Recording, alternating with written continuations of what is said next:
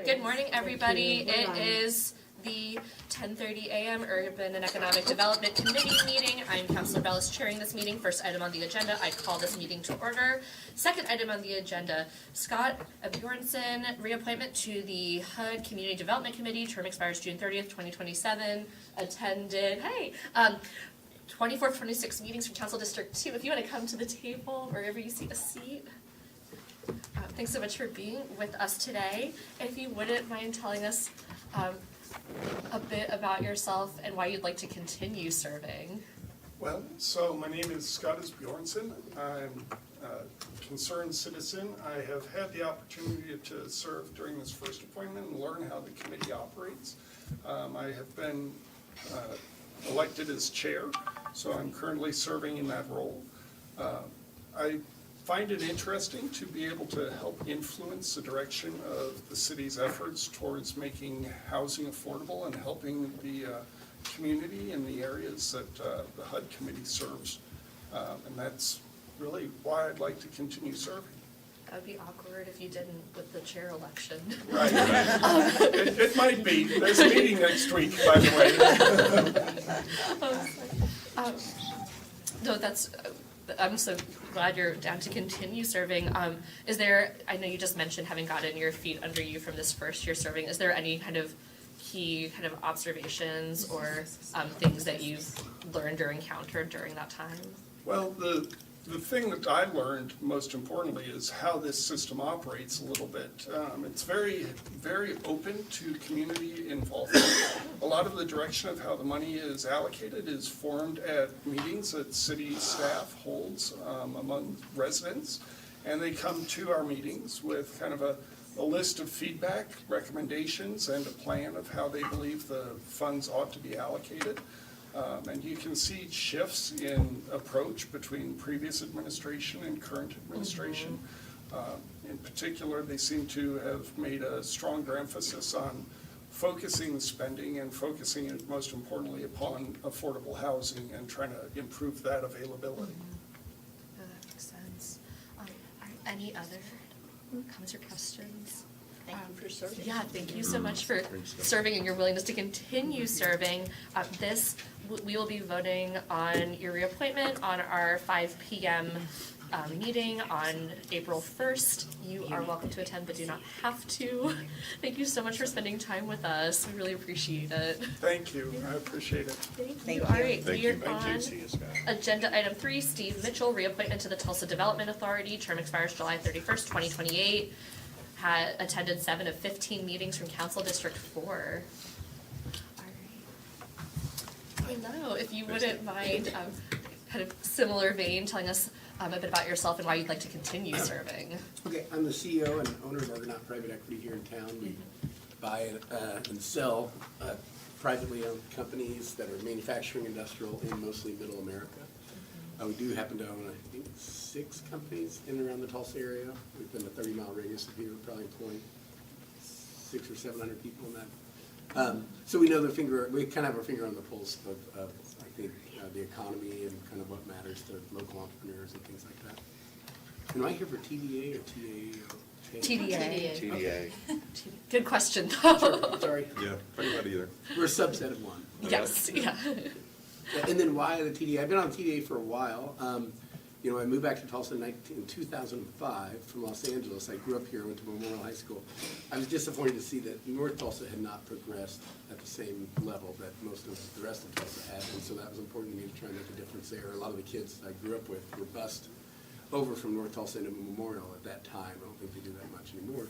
And so I've taken a keen interest on working on that. At the time when I came over to TDA, most of the downtown stuff was kind of on its way, and so we were hoping to hop over 244.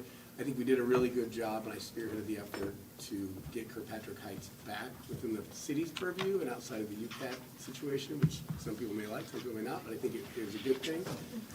It's been surprisingly slow to change, and so my goal was to kind of see that developed and something that could be a big rock in a pond that could create some great ripples from a development standpoint. And I would have thought that would be over by now, but that's not over by now. And so I hope the city council is also supportive of that over the long term. Yeah. Tons of land down there, tons of development down there. We own two businesses in North Tulsa.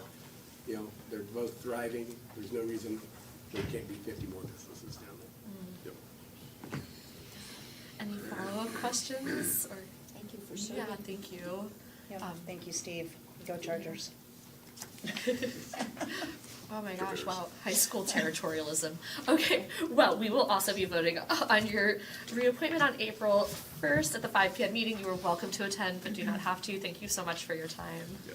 I would throw in, Oh, if yes. I can, data centers are, we have low power, lots of power, lots of water, lots of land, and they pay lots of real estate tax that pays for lots of good schools. Don't be scared of data centers. Oh, I don't think we are. Thank Good. you. Oh, my goodness. Thank you. Don't want my Thank plug you. in. Good to see you, Steve. I don't Yeah. know anything. Okay, well now I'll comment on your attendance though, since we did that. 50%. All right. Yeah. All right, we are on item number 4, rezoning application Z7848 from CS to RM2 for property located west of the southwest corner of Charles Page Boulevard and South 49th West Avenue, requested by Matthew Ward, property owner MKW Properties LLC. This is in Council District 4. Team APC voted 8-0 to recommend approval of RM2 zoning. And we have Susan Miller with the planning office. Hi, good morning. So this is pretty straightforward. Currently zoned CS, this is out on Charles Page Boulevard out west. Currently there are 2 homes that are intended to stay. There's 2 lots, 2 homes. They have been remodeled. The request is really just to rezone to RM2 because sometimes financial institutions take issue with lending money. If the property is zoned commercial, they want to make sure, because it is not by right in commercial, so they want to make sure that the zoning is correct on the property. So it's really, that's the reason for their request, just to make sure that they have residential zoning on their residential property. Yeah, Councilman Gold. What's sitting there now? 2 homes that have just Oh, recently okay. been remodeled. Oh, okay, okay, So those are intended to stay. okay. That makes sense. Yep. All right, any other questions on that one? That's a good question. All right, thank you. That was fun.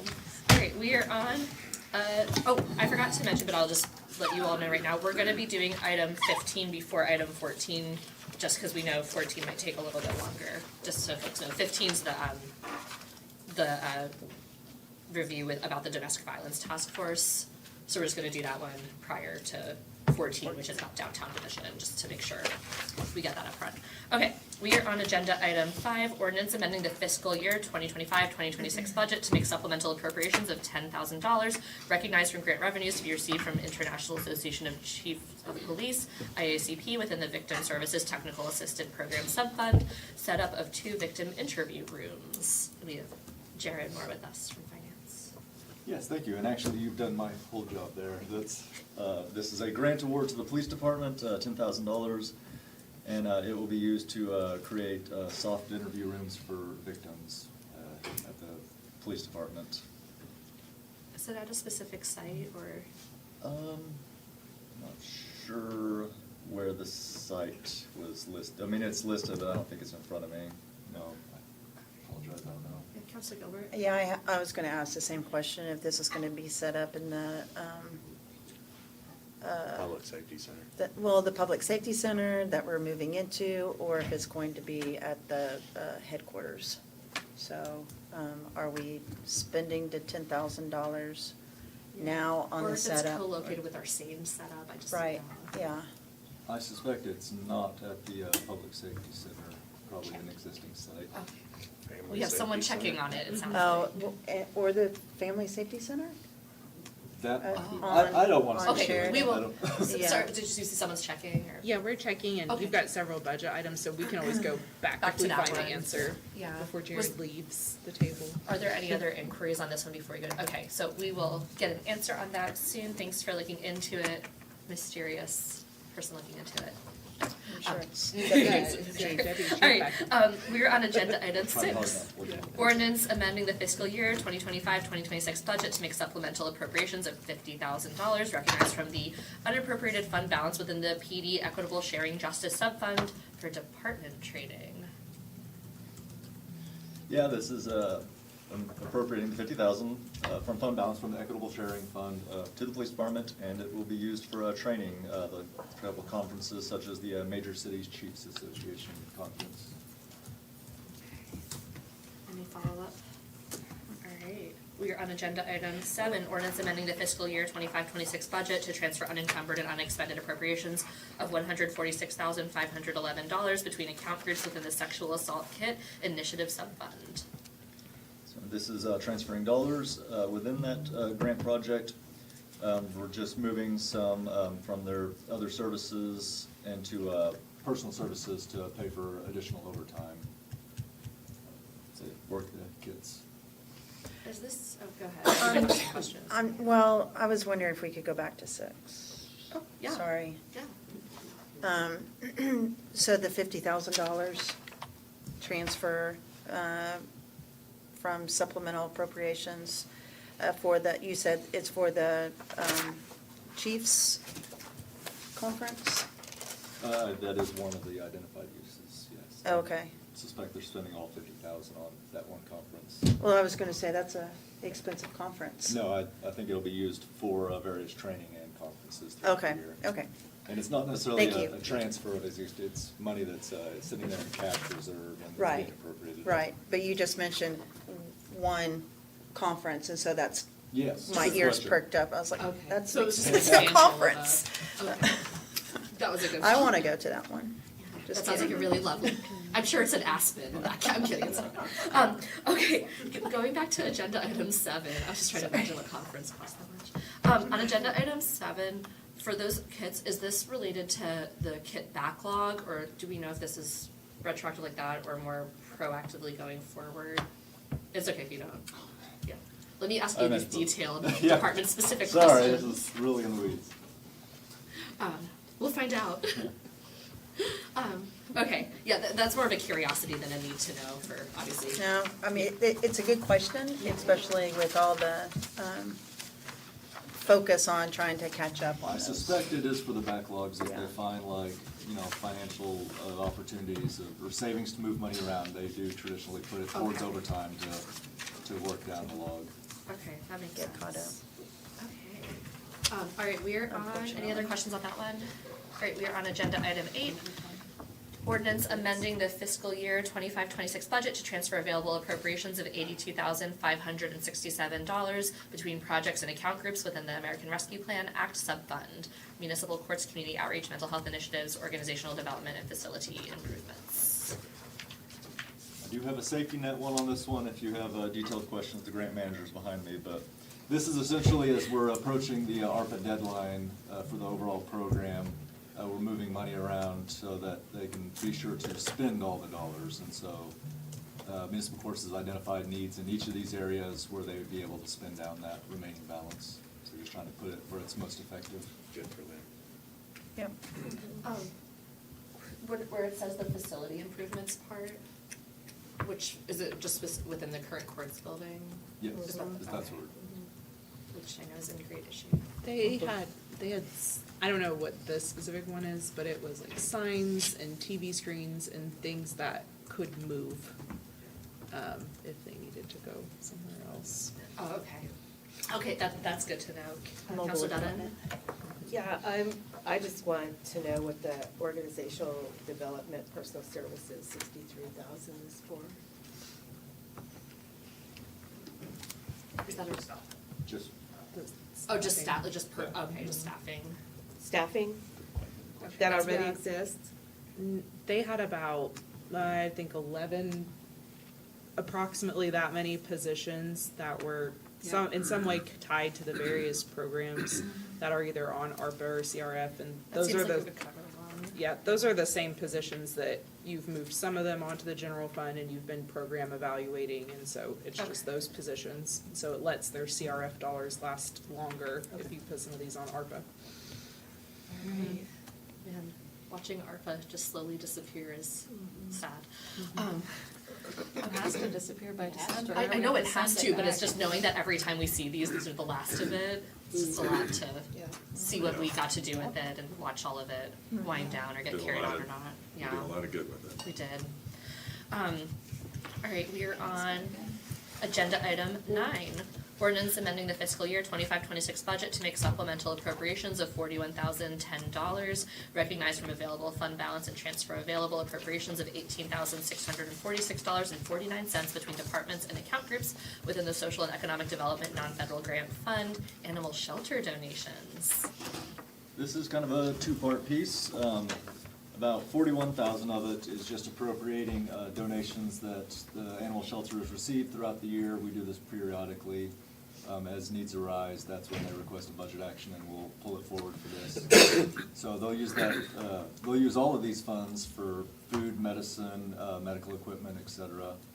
The second half of it, that 18,000 that you see being taken from planning and neighborhoods and moved to animal services, is just a product of the reorganization that happened in FY26. This is to fix workflow so that planning and neighborhood people aren't having to approve invoices for animal shelter staff.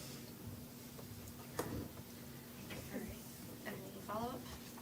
Okay, we are on agenda item 10.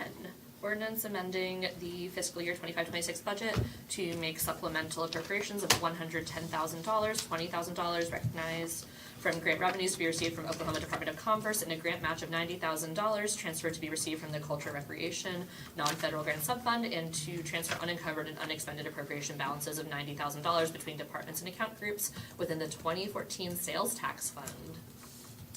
Yes, this is a grant award from the State Commerce. It's a Oklahoma Route 66 revitalization grant. It's for a musical road. Sounds exciting. Did they start construction like today or yesterday? It's supposed to be over the next couple days. Okay. And the grant award itself is $90,000, and we're moving another $20,000 from that IoT1 project, the corridor and small area plan, because the total project is $100,000 plus some contingency as unforeseen events might happen. So we'll put the funding in place so that they can finalize that road. That's exciting. And then do we know, like, does this include maintenance dollars for the, I guess maybe the company does that? Well, yeah, let's not get ahead of ourselves. Yeah. I don't think it includes any maintenance funds, and the very limited knowledge I have about musical roads, which is next to none, but I don't think, you maintain them the same as a road and they eventually just wear out. But you know you're gonna be traveling up and down that road. About 3 to 4 years. This is about 3 to 4 year life. Okay, so Yeah. we're not trying to maintain a musical road in Correct. perpetuity Right. here. Yeah. Okay, all right. They eventually just get quieter and quieter. Fascinating. Okay, well, I'm glad there's built-in obsolescence for the Yeah. music. Okay, we are on agenda item 11, ordinance amending the fiscal year 25-26 budget to make supplemental appropriations of $5,390, recognized from grant revenues to be received from the Oklahoma Department of Homeland Security within the Homeland Security Program Subfund, OKDHS boat trailers. That was a journey. This is it's a grant for 3 boats. In a pragmatic sense, it's replacing 3 boats that the fire department had totaled when they were responding to North Carolina during Helene, and so they're getting restored to replace those boats and trailers that they used. Well, that's a pretty reasonable cost. Sorry, it reminded me of a Craigslist ad. I apologize. It's gonna be really hard not to ask you to share that right now on I the record. apologize. All And right. we can better stop. I was about to be like, I think Counselor Bengal had something he wanted to add. Okay. We'll come back to that if there's time. This feels also important. All right, we are on agenda item 12, ordinance amending the fiscal year 25-26 budget to make supplemental appropriations of $22,532 recognized from grant revenues to be received from the Oklahoma State Bureau of Investigation with the Internet Crimes Against Children Subfund, Cyber Crimes Unit. This is a grant award from the OSBI to the police department. It is a pass-through of funds and will be used for reimbursement of authorized expenses from the cyber crimes unit. And it will be used for equipment and training by that group. All right, any follow-up questions there? Okay, we are on agenda item 13, ordinance amending the fiscal year 25-26 budget to transfer unencumbered and unexpended appropriations of $196,160.19 between departments within the 2025 Vision Capital Fund, Route 66 improvements. This is kind of similar to the animal welfare one, administrative in nature. The funds were tied up at the time that we were doing all the reorganization of funds, and now we can actually move them. They're not tied up in contracts. So we're simply moving the existing dollars from the Planning and Neighborhoods Department to the Parks and Recreation Department, which now houses all of our engineers. So again, it's to accommodate invoice approvals and workflow. Okay. Any other questions? Yeah, Councilor Bengal? Why does it say Route 66 improvements then? Well, that's what the project was obligated towards. It's that old Tulsa County Vision money, and these are the project appropriations. And they were appropriated to planning and neighborhoods, and so we're just, a different department is overseeing those funds now. Okay. But the scope and intent of the dollars is not changing, Okay. just different managers. And I was just gonna check back on item, We can go back to item 5. yes, 5, if we got any updates there, yeah. Yeah, speaking to Mark Wilmershauser, Deputy Chief, speaking to Victim Services Unit Supervisor, most of it, some of it will be used towards the Family Safety Center. Most of it will be used for the current building, and about 90% of all of it will be transferable to State Farm when the move does occur. Okay. Okay, thank you, that's really helpful. All right. Well, What about item 7? Yeah, that was the, No, item 5 was about. oh, item the- 5, sorry, go back to item 7. I don't For know the if we have backlog. an answer on if it's for the backlog or not For backlog or yet. proactive. I think that's a different division. Okay. We can hopefully get some clarity there soon. All right, anything else with finance before we let Jared be free from this table?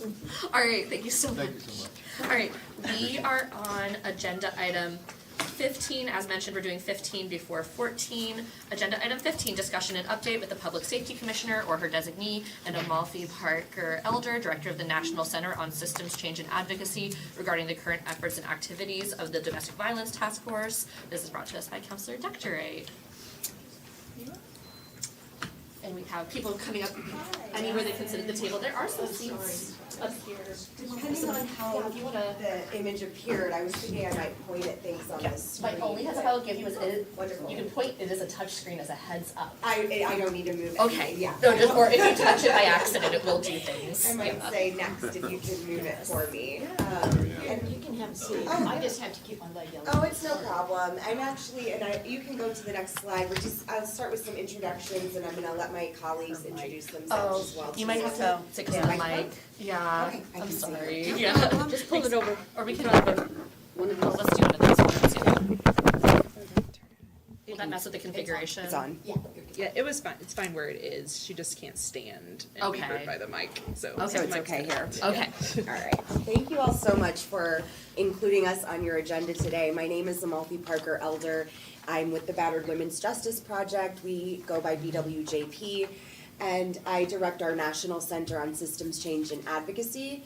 I have been doing this work supporting communities, jurisdictions at the city and county levels around the country for over 10 years, almost 15 years now. I started in the city of New Orleans, and we have been here working with Tulsa for the last 2 years. So we're very excited to tell you about the great work that's been going on. I'm just gonna pass it over to let my colleagues Rosario and Sujata introduce themselves to you as well. And sit for a minute here. Okay, good morning. Rosario de la Torre, and I am kind of new as, the new person in this project. I'm the Senior Community and Advocacy Liaison, and my main role is to make sure that the voices of the survivors are at the center of any project that we do with the BWJP. And I'm gonna let Sujata take the seat now. Oh, you're coming right here. No, you can sit. It's okay, I'm gonna move We'll that. just have her- Okay. Or Okay. No, you can sit over just here. right over here. Thank you. No, you won't have to keep moving. There you go. Thank you. Do I need to? No, I guess that's okay. Yeah, All right, there. okay. So thank you. Good morning, everybody. Thank you for inviting us to share the work that has been conducted by BWJP for the last couple of years. I'm Sujata Warrior, the Chief Strategy Officer for BWJP, and I've been in that role, in different roles for now 10 years. And my job really is to develop the strategy for the organization, since I've been working on the issue of gender-based violence now for over 50 years.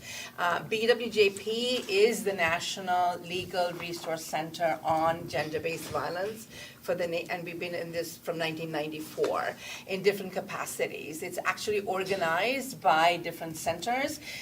Amalfi directs the Center on Systems Change and Advocacy. We have 6 other centers: the Center for Gun Violence in Family Relationships, Legal Approaches to Family Violence, the Center on Children and Domestic Violence, the Center on Criminalized Survivors, the Center on Global Rights for Women, and I think I got all of them. Sometimes I forget them because sometimes the shifts occur.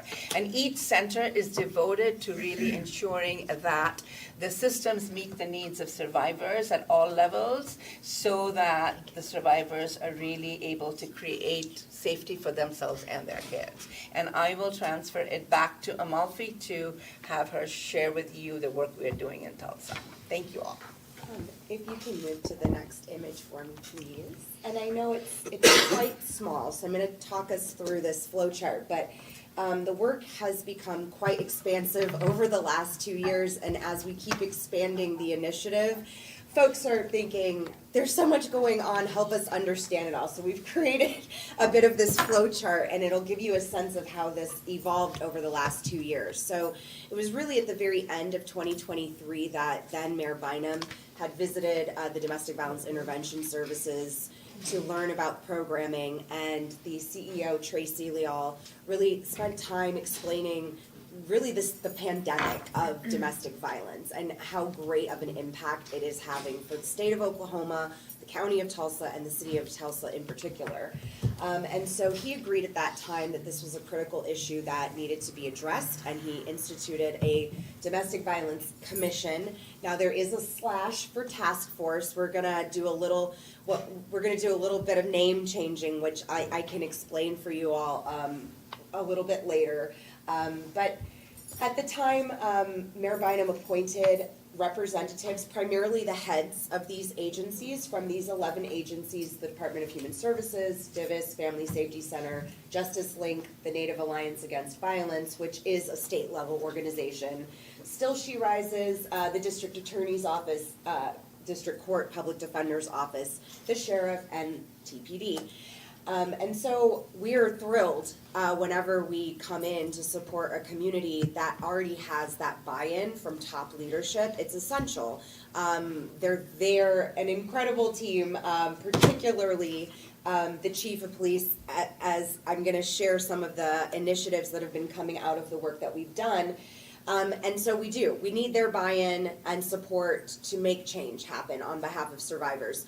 But we also know that we cannot really do this work and dig into the root of the gaps that survivors experience, the places where they need us to better coordinate and organize the most, without the people who are on the ground doing that work with survivors and in the community every day. And so we requested that each of the commission representatives appoint somebody who's kind of on the ground doing the work for their agency to form a working group. And so this kind of second section here is kind of the flow there from the top down. And so that working group is really robust now. There I just updated this flow chart after submitting it to you all. There's really 65 plus practitioners, advocates, service providers, community members. When I say practitioners, I mean folks who work for the local systems here: police officers, prosecutors, child welfare workers, etc. Across 30 different organizations. And we continue to grow because a big part of this is doing community outreach to ensure that we're touching on and learning about all of survivors' experiences across Tulsa. We don't want to limit ourselves and only be doing work that serves or represents a small portion of survivors here. So we continue to invite stakeholders into that working group. If you all know of important folks who are touching survivors or even work with harm doers in the city, that they should be linked into what we are doing, there is an open invitation to our domestic violence working group that just continues to grow and grow. And so between these two groups, the first year of this work in 2024, when it commenced, was really about goal setting, priority identification. What do the folks currently at the table who do work around domestic violence in Tulsa feel are the biggest gaps and issues that if we address could really reduce domestic violence incidents and fatalities? If you scroll down a little bit more for me, that brings us to kind of this, what we've been calling a dual approach to DV in Tulsa, where we're equally focused on improving and enhancing the local legal system responses, as well as really trying to lift up, identify, and strengthen the capacity and coordination to community-based sources of support and help, right? It's really key to recognize and understand, which I think that all 70-some folks involved in this initiative in Tulsa do really understand, which is that there will be survivors who want to opt into systems, they want to get a protection order, they want to call the police and have an arrest made, and there's some survivors who will never ever want systems involved in their lives for various different reasons, and then there are survivors who literally could change their mind about that preference at any given point, day to day, in their experience that they're navigating. So what we are trying to do to support this initiative in Tulsa is to create as many of those pathways that are readily available and an understanding of that need for flexibility and adaptability for survivors. And so really the expertise that we just bring here to support the work of really the amazing service providers and practitioners you already have responding in Tulsa is to bring our approach to how we assess systemic responses and community responses. I'm sure the chief can attest to it. We spent a lot of time making sure TPD really understood that we have an approach that isn't looking at, do people care or not care about survivors? Are they doing good work or bad work? We really get to the institutional organization of these structures and processes, because that's usually where we can find a missing link, where we can make a shift and we can make change happen, and then it comes out from there. And so if you scroll down here for the last part of the flow chart, what we've now done, because the working group is getting so expansive, and we only meet with that group quarterly. The task force and the working group meets quarterly every year, and so this week is our Q1 meeting for the task force and the working group. We created 3 different subcommittees to do a little bit more focused, intentional work. And so the Criminal Legal System Committee is currently primarily focused around the law enforcement and prosecution response. And through that work, one of the most exciting things that's happened in the last couple of years is this really great initiative that TPD instituted to follow. It's a little technical. I don't want to go too far into the weeds of it, but essentially there are many times where the suspect, the officers have probable cause to make an arrest, but the suspect, they have probable cause to arrest, is no longer there. They fled the scene before officers could arrive. And so many times across the country, those are the kind of cases that can tend to just sit somewhere because you have active cases that need to get responded to. But those can be some of the most dangerous cases for survivors when that suspect, right, is somebody who's trying to evade, right, accountability. And so TPD first started with just a temporary trial period of assigning 2 patrol officers to the DV unit to just be responsible for working that list of gone on arrival cases. Within Oklahoma, they have 72 hours to make an arrest without needing to get a warrant from a judge. And what resulted was kind of truly incredible for the work that we see, that those 2 officers were able to make, I think by the end of the trial period, it was just over 100 safe apprehensions, meaning the officers reached out to suspects, to family, neighbors, were able to safely find ways to meet up with that suspect, do the interview, conclude the investigation, and make a safe arrest. And even more incredible to me were that they collected a number of firearms safely in that process as well. You had a question? Yeah, what was the trial period? I think you ran the trial for 2 or 3 months, Chief. Yes, and then it became permanent. Yes. We never stopped the trial. It It morphed right rolled, into yes. permanent. Yeah, that's right. And so it's permanent now, and that's a better way to say it, that it rolled right into them, creating 2 permanent positions within the DV unit. And we held 4 listening sessions with 32 survivors in Tulsa in 2024. And 2 of the things that really stood out to us were, one, survivors who really do want that law enforcement response, but were feeling frustrated because the law is really restrictive on what the bar is before an officer really can make an arrest. And also, and many survivors kind of talking about how their partners would taunt them, well, we'll just run away before they get here if you call them, and as soon as they leave, we're coming right back, and they would use that. So this initiative that TPD instituted that is continuing to be very successful is really going right to the heart of survivors saying, this is something missing, and TPD responded. That's the kind of work that we really try to do in this process when we talk about centering survivors. What are they really telling us they need, and how can we maneuver our systems and our community partners to do that? And so the second way that we're doing that, I'm jumping over to our community response protocol committee. Survivors said, we know that there are lots and lots of services in Tulsa. They're very difficult to access. We get a list of phone numbers when people are like, oh, you need a referral? Here's a resource directory. And then we have to call and call and call, leave voice messages, retell our story many times. So this protocol, we're going to start piloting it April 1st. We're training our 10 initial partners on it this Friday. It's essentially a warm referral handoff process. The really good folks doing this work in Tulsa already do this. They take the time to call someone for the survivor and make sure they get what they need. And this is really just institutionalizing really good practice so that we can try to have a really consistent mechanism across providers in Tulsa, even if they are DV service provider or not. We actually, Rosario is primarily focused this year on doing outreach beyond just DV-based organizations because we want as many of those pathways I talked about as possible.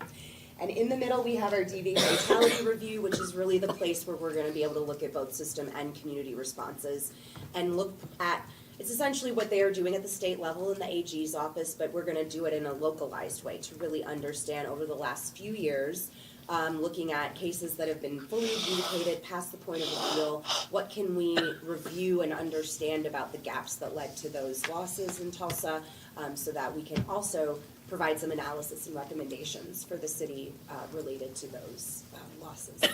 So I will pause there. That may or may not have been 10 minutes, but really, we're so excited. This is just the tip really of what I'm sharing because within each of those 3 subcommittees, a lot of work is going on. We're getting connected to the culturally specific city commissions to make sure that we're reaching all of the diverse populations within Tulsa.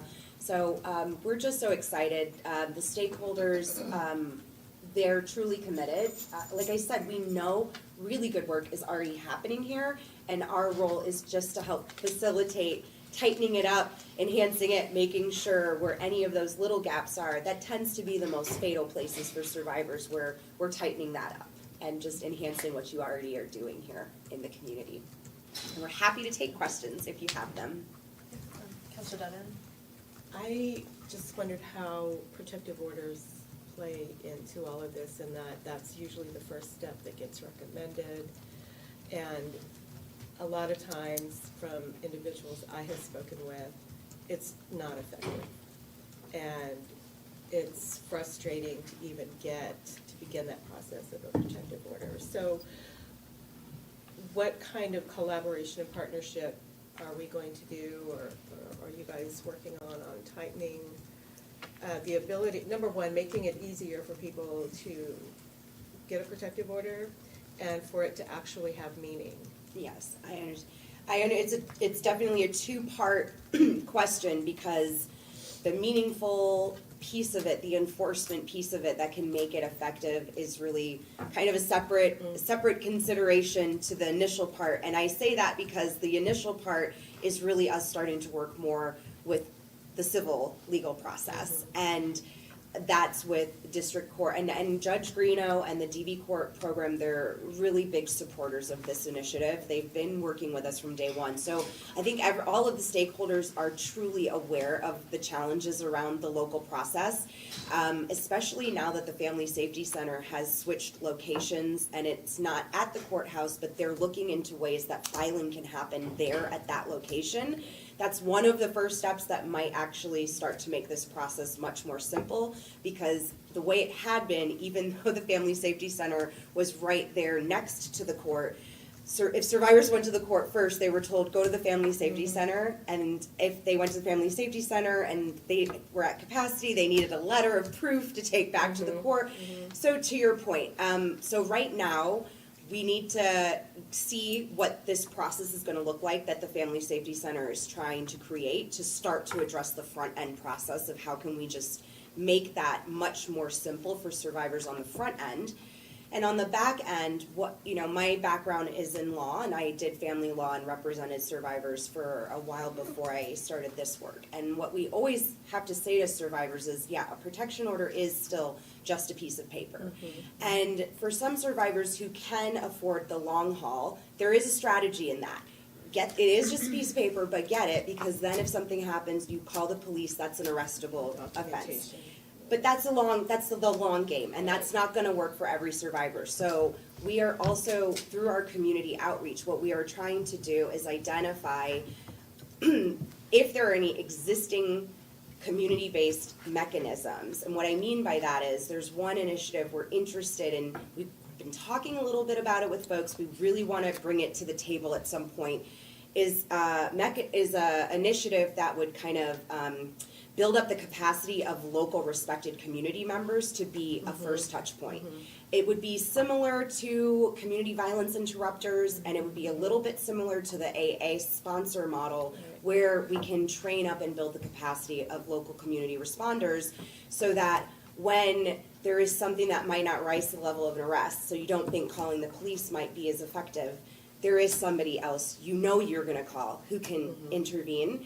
And also it's that other alternative where if the protection order doesn't seem like something that's the most immediate thing that's gonna help me, but calling this person right now immediately is gonna help me, those are some of the things we're also trying to look into so that we are creating these other alternative pathways when some of the legal system pathways can be too tricky, or it will take more time for us to understand how to make them work a little bit better for survivors. So it's my understanding you have to actually go in person to file the That is- protective order. So I'm thinking of transportation type issues for some folks where maybe the car is enabled, the vehicle, or the perpetrator has taken the vehicle or created a situation with the vehicle to make it inoperable for them to leave. So how can we work to get to them where they're at? And I do think that is part of the critical importance of why we're focusing so much on the community outreach piece this year in particular, because to your point, there's not gonna be one way to know where every survivor is positioned in Tulsa at the point where they're like, I need to get to court to file something. But if we have tapped into enough of the community helpers, the natural helpers that survivors are turning to, their faith leaders, their hair salons, their WIC clinics, literally any door that a survivor could be walking into in Tulsa, that's the place they were already going to for help. And if we have helped that place learn how they can effectively get the survivor to where they need to go, that's the mechanisms we've got to really create if we're going to reach all survivors. So that's what we're trying to do to address that piece. Okay, thank you. I appreciate that. I'm just curious if you all, from doing this work, and there's so much of the community outreach part and the systems change with the existing systems part. Are there any either local or state policy kind of changes that you all are looking at or pursuing, or just see as maybe barriers that need amendment, or? So I will say that two of those areas that are relevant, and that I would not say that because the task force is still fairly early, right, in its positioning, and Mayor Nichols is going to be executing an updated executive order that will really lay out kind of more formally, I think, how this group is gonna provide policy recommendations in a formal manner to the city. But two of the areas that we know are really critical, and so what we're doing right now is information gathering. We're trying to fully understand the root of these issues before we could be in a place to really take a policy stance on it. But it is, the impact of the way the current child abuse statute in Oklahoma is written and the way that it Encapsulates. Thank you. Oh my goodness. Such a, large range of, I turned my back when my child was in the kitchen with the stove on for 2 seconds to some of the worst, accounts of child abuse and neglect. And within that is the failure to protect, which really comes up so much for survivors, because it can simply just be that you're staying in a residence with your abusive partner. Maybe the kids have never seen it, but just the fact that they reside there, you have not left that house or relationship, will charge you with failure to protect. But the sentencing impact on the survivor parents is just incredibly disproportionately high. It's extreme. It's extreme, yes. And so that's for sure one area that we're looking at. And then the other area that has just been evolving since we really came into Tulsa to do this work is how the Survivors Justice Act implementation is kind of playing out since that passed. And so those two are fairly critical, because we know that what is happening related to the criminalization of survivors is one of the most damaging things, that continues to put survivors at further risk, not only of harm, but fatality and their own future, use of any kind of protective force that could continue to be used against them. So those are two significant areas, but there are many, many other things. There's a lot of work we're trying to do around the response to tribal DV cases and clarifying the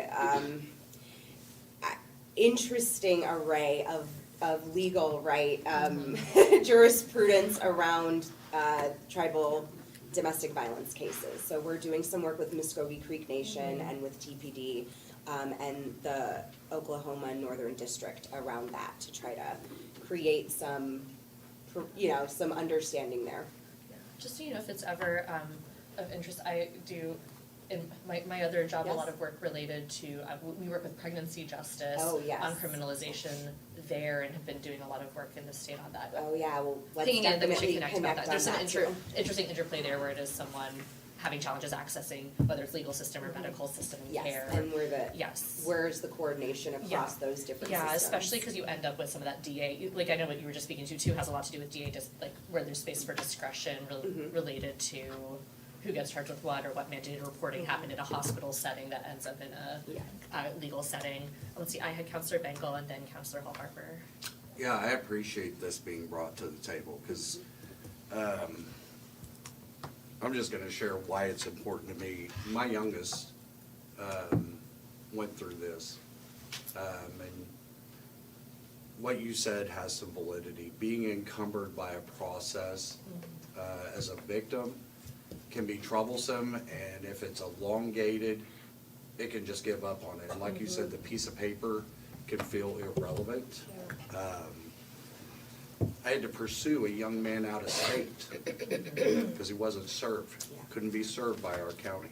So I had to trick this young man by hiring a process server in that other state to serve him, to trick him to coming back to Oklahoma. That's a problem. So I think we can think of different scenarios, but to me, my daughter didn't want to go through this process, and I said, you have a responsibility. Not just to yourself, but to also the potential victim of the future of this person. So hopefully, in the work that you're doing, we're encouraging, especially young ladies, right, who I think in certain ages, they're more susceptible to this type of behavior. And I hope that you're encouraging them to go through that process. And that we're working to make it less cumbersome for them to get through this process, because I'm sure it feels shameful, right? So I want us to figure out, from a legal perspective, right, since you are a lawyer, how we can pursue people that are avoiding or trying to get away from accountability. And this was a scenario where it just happened to work out. Yeah. You know, that may not be the case for other folks. So that's, to me, the biggest thing is having people that are in that type of situation report those things, and how are we working to make it less cumbersome for legitimate abuse victims? Because I've been accused of it, wrongfully. But there are those scenarios, but the ones that are that legitimately have this occur to them, how do we make it less cumbersome for them? Yeah, absolutely. And it really is about the dual approach. It is about, on the system side, we've talked with TPD and the DA's office about better tracking of repeat offenders, high-risk level offenders, because it's a small portion within any given population, and you can really, there's some models where you can really call those folks out and let them know, we're watching you, right? And we're gonna keep upping the consequence every time you choose to continue the behavior. But it is also on the community side where I think part of our outreach for this year is we do want to hold a few town halls in the community. And I think what we're learning from the survivors we're talking to, we actually did a couple sessions with men who have been court-ordered into batterer intervention programs, and we sat down with some of them a couple years ago. What we're really hearing across the board from both survivors and harm doers is nobody taught us anything about the dynamics of what was happening in these relationships, what we could have done, what we should have done, what we should have been looking for, until now, when I was sent to Divis to do the victim class, or I was ordered by a judge to go to batterer intervention. And they all overwhelmingly really asked of us, and this was a third policy piece I didn't mention earlier, is education, and that Which we do have in our public schools now, but did not previously. Well, and that's, I'd like to hear a I little can bit tell you more a bit about more that, about not that now. in a But, Yes. yeah, Sorry, is that education piece. of who? Like healthy relationship Healthy education for young people. relationship, and stating people violence like this. Oh, that it's information. inappropriate to hit? Say again? That it's inappropriate, we have to be taught that it's inappropriate. It's not so much about the hitting part, but It's Oh my usually gosh, as an consent. adult, I would No, it's hope we usually know better. consent issues, negotiating different, like, society. you know, just like learning how to actually negotiate hard conversations. Yeah, it happens, would know that yeah, one. Well, conflict. different cultures have different ways Yes. of dealing Yeah. with relationships, so, Good point. you know, there's that. There's why I've been talking so The much. mics. Excuse Oh, believe the me, I drivers know. are- Oh, which mic? All of them? The mics are what? They can't pick up. They on can't it. pick up because we're all talking? Yeah. Okay, What? I'll just flag for, We yeah. can't even pick Which, it up. if people want, I'll Every just year. flag, putting on a different organizational hat again, there is a lot of healthy relationship education that happens now, starting in, I wanna say it's in 6th, 9th, and like 12th grade, and even sometimes just a tiny bit earlier, but it's around the same time that's kind of that age-appropriate version of sexual health education that can happen really early, where with, younger, more like, early teens, they can really start just talking about, hey, what does the healthy relationship look like? What does it mean if someone's having positive, conversation and communication with you? Some of it has to do with things like even just like partner control with that intimate partner violence, like, even some of it's like cell phone stuff, like does your partner always want you to tell them exactly where you are? Are they tracking your location? Some of it's navigating that type of conflict. But yeah, happy to talk about that curriculum sometime, as well. Where do we still rank in this issue? Badly. So the latest data that I came across just a couple weeks ago was that Oklahoma is the leading state for DV incidents in the country, and it previously was second in the nation for homicides. This last year, it moved to third in the nation for homicides. And then the Oklahoma Domestic Violence Fatality Review Board, out of the Attorney General's office, puts an annual report out every year, and that report provides data by county. So then that gives us a little bit more of a look. And they say in the report, you know, due to population size of Oklahoma County and Tulsa County just being the largest populated areas, right, that they lead the state as in the highest numbers. But also is it by raw number or by rate as well, like a number per? Yes, like a the rate thousand is, or whatever? yeah, Okay. the rate's highest, the highest as well. Okay, so even regardless of population? Yes. I was gonna just check That's to, important too. yeah, yeah. There's a lot not reported. Yeah, there's just of what we know that happens. Just to follow up on the data points with Counselor Begl's question, when, for us dropping to third, is that because our, like, raw numbers or rates decreased or just because other states increased? I honestly, from the data that I saw from the 2025 State Review Board report, it looks as, it's probably more likely due to other states increasing because the number of homicide events and victims slightly coming down in the overall trajectory. And we have some screenshots of that kind of data that you don't have to go through the whole 30-page report. If you all are interested in that, we can definitely share the numbers with Yeah, that. that'd be great. Hi, Counselor Parker. Yes, I was looking at the partnering organizations. In your flow chart and in your processes, are there any, I don't know what you would call it, education or training on self-defense as an option, in addition to everything we do? I mean, we're a constitutional carry state, and if you are going to carry, you need to be trained appropriately on how to defend yourself. If someone is trying to kill you, the only response you can do is return the favor. So in the flow chart of activities and in the process, do you all offer that to women who are battered and who continue to be battered so that hopefully they won't end up I really appreciate that question. Most of my work when I was doing this work for the city of New Orleans was around self-defense determinations because there's such a high percentage, disproportionately high percentage of Black women getting arrested for DV. And when we started to look into that, it was missed self-defense the vast majority of the time. And we ended up doing a lot of work around that, but one thing that did not come out of that was thinking about promoting kind of self-defense classes or training for survivors. Sujata, have you come across that? No.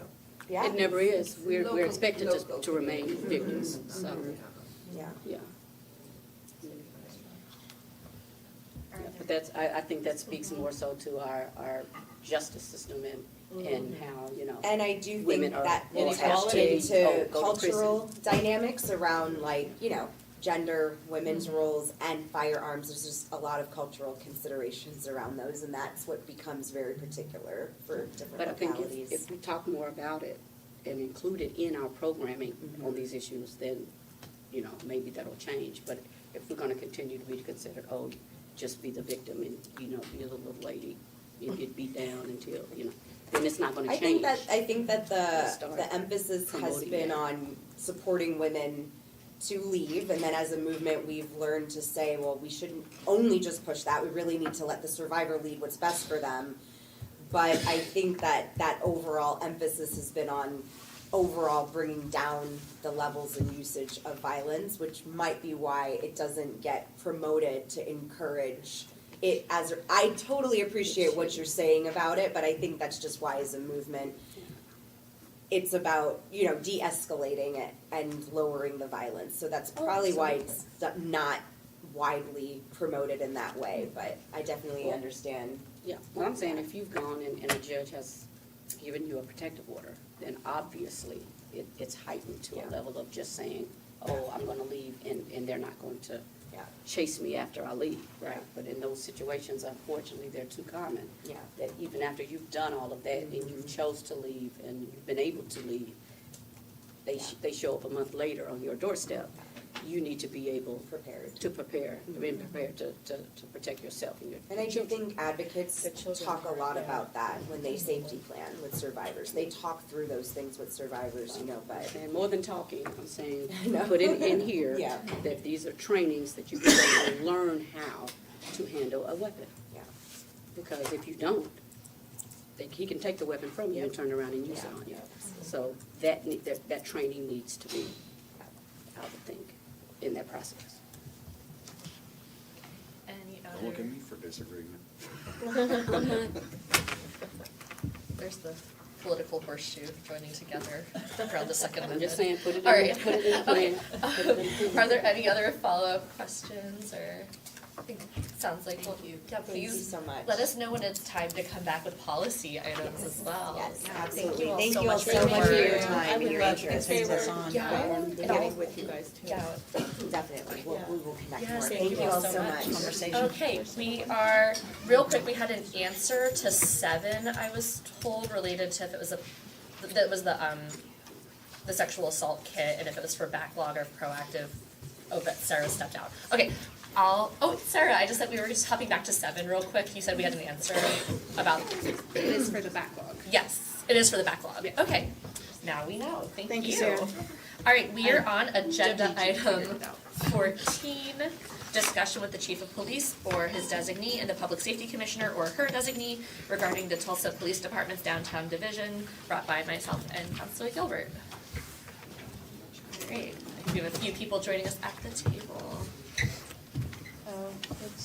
What would you like? Yeah, any chairs, You can sit any here. chairs you It's want. just- Yeah, we don't have cooties up at this end. Yeah, thank you, I wore deodorant today, you can sit here. Okay. As long as it wasn't purpose. I thought we just have, on the agenda, it just reads police chief or his designee. I'll be So- willing speaking, unless there's something we get down into the weeds and Chief Warmhauser led the research. Okay. Oh, okay. Okay. Yep, this is a good question.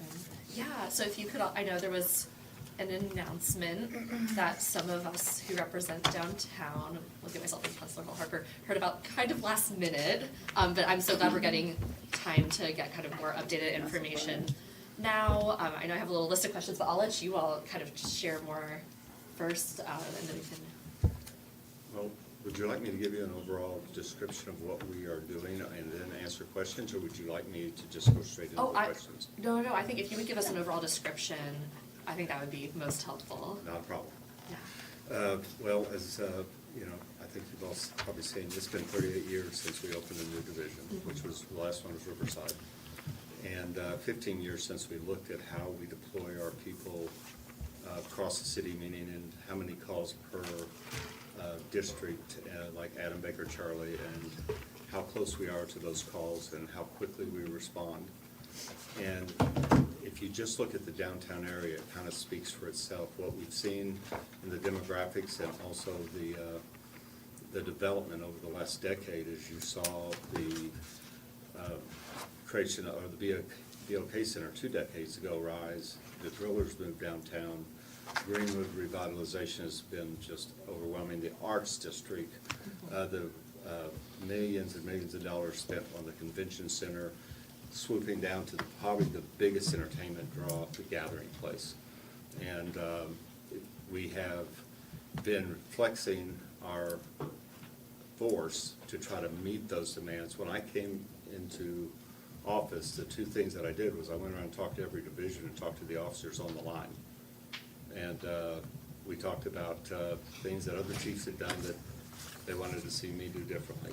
And the other thing was I was immediately started meeting or getting calls to meet with everybody from the Chamber of Commerce to our downtown building owners, both apartment and business, to the Arts District where Major Honor Sergeant and I try to attend their monthly meetings, to meetings with the tenants around Greenwood about, and we've seen the Juneteenth celebration just explode in popularity. And the BOK Center with the commissioner, everybody's needs. But what we recognized was we are meeting every call, and we had over 26,000 calls last year. And, I'm sorry, I said that wrong. We had over 272,000 calls last year, and we responded to every one of them.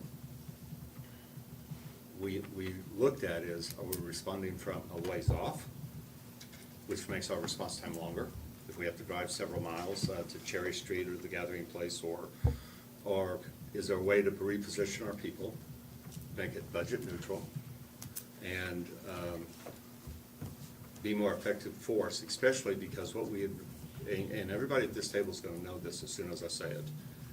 We watch every day downtown transform from business to entertainment zone.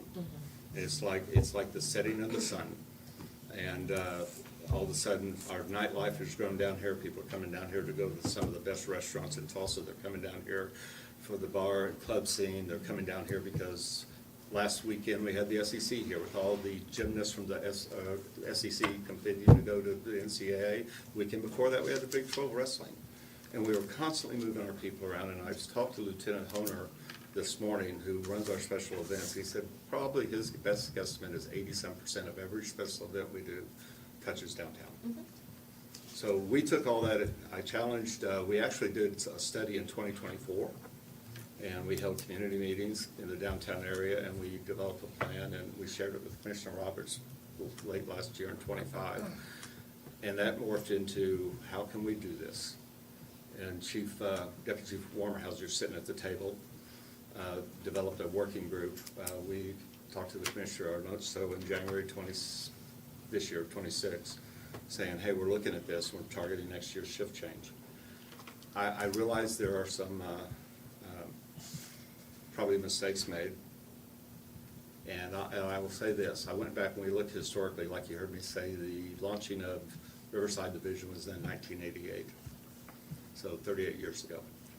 Before that, when there was only one police station, I think I'm the only one at the table that can address that because I was here, it was the East Side Division. It moved 3 times in its first year. And so we tried to look back historically and learn from our mistakes and what we did with Riverside. In downtown, we've tried to look at all those things to make sure we do it the best way we can. So that's kind of how we got to where we are today.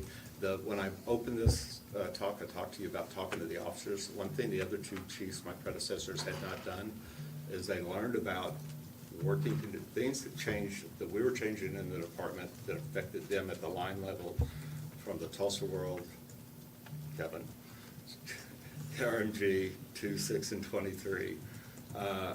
And I made a commitment to them that wouldn't happen.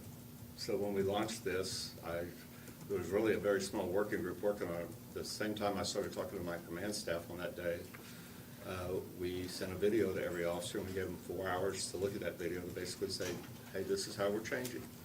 And we want you to hear it from your command staff, me. We don't want you to read it in the paper or hear it on the radio or watch it on the 5 o'clock news today. So I do apologize that I think some people, or some of our counselors at this table were not happy that they didn't hear about it from me before we called the press conference. Since, I do want to highlight that the chamber was present The at chamber the press was what? conference, right? Yeah, they were, but they Okay. did not know about it until we asked them to come, because in 2025, Bill Knight was the president of the chamber, and Mike Neal was Mike Neal's this, I think his title is CEO. But we held multiple luncheons that they coordinated to talk about what was going on in downtown with businesses, especially with the remodeling of the Arbus Convention Center and the bigger, more robust events that we're holding at Arbus. Right. And his concern. Yeah, which I just want, just But so you know, invited the chamber before without letting us even know as a about council. the Yeah, downtown. like, I don't take issue, I'm glad, as someone who represents a big chunk of downtown and the surrounding neighborhoods, that it looks like this will encompass. I do wanna get a map if we could and check on if there's no map. Oh, But. I didn't bring a map. Okay, I just wasn't sure if this included 15th and, like, a quick trip at 15th and Denver, or not. I've had questions about that. Went to Jackson. But I was just gonna say, I'm glad we're doing a kind of urban core, division. I think that's really critical. I know this is a need, and I know it can help us allocate resources. So I think a lot of us at the table I don't wanna put words in my colleagues' mouths, but aren't supportive of the concept. It was just, I got, I think kindly by, Commissioner Roberts told about it the night before, and, Counselor Paul Harper got a quick text the morning of. And so, knowing that the chamber had gotten outreach or seats at the table in those conversations, and I am interacting with my constituents who this division will be serving on a regular basis as well. Just going forward, and it sounds like I know we're not launching this till, was it August? It'll be shift changed by contract with the FOP. That's when we can move people around. And I knew the counselor, Counselor, and Counselor Hall had been invited.